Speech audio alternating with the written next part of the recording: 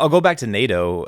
Putin has said his prime, reason for doing what he's doing now is because he doesn't want Ukraine to join NATO. He doesn't want NATO to expand.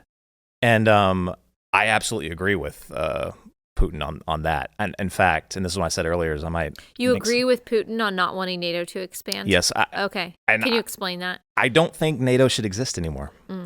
NATO right now is probably the only alliance still left that has no clear purpose. They have no focus. Their focus died in December 1991, the Soviet Union. Okay. So that goes back to what you were saying, that we've basically been functioning like we're still in 1991. So correct. If you could break that down a little bit. So, NATO's purpose was to stop the spread of global communism. The head of that back then was the Soviet Union. That was its design. And because of, the threat of the Soviet Union had militarily nuclear weapons, they needed to have a collective defense, agreement. So if one of us gets attacked, we all get attacked, and they respond in turn. But the Soviet Union doesn't exist anymore. The spread of global communism doesn't even exist anymore. Russia does not believe in global communism.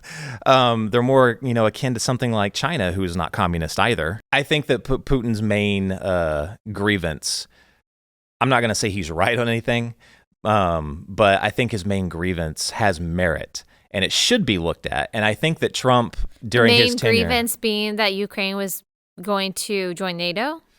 Yes. And then just NATO in general, really, because it doesn't make any sense for it to exist anymore.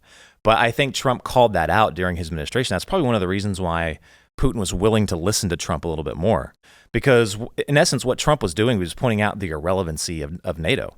I mean, we were providing the vast majority of the funding for NATO. Yeah. Other countries didn't care. Like Germany, the UK, they know it was irrelevant too. Yeah. The funny thing now is that it's kind of ironic.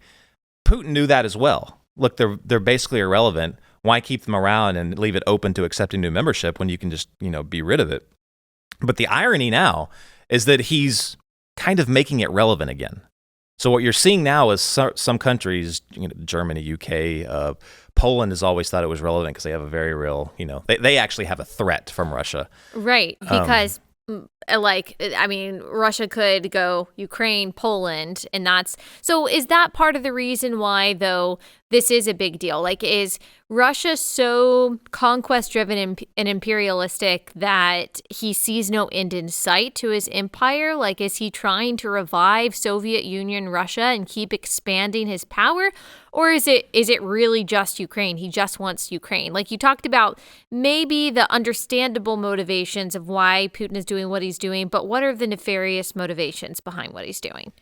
If you take his speech at face value, it kind of sounds like he wants to get everything the Soviet Union lost back. Yeah. I don't take his... scary. Which is scary. Not good. Right. And that's when it comes into, not really taking the Tucker Carlson side of it, being somewhere a little bit backed off, still agreeing with him in principle of non-intervention and being more of an isolationist, but keeping in mind, if you don't do something there, where does it lead? If you enjoyed this video, hit like and subscribe to our channel so you'll be sure to see similar videos from BlazeTV, with the added bonus of signaling YouTube that your voice and opinion still matters.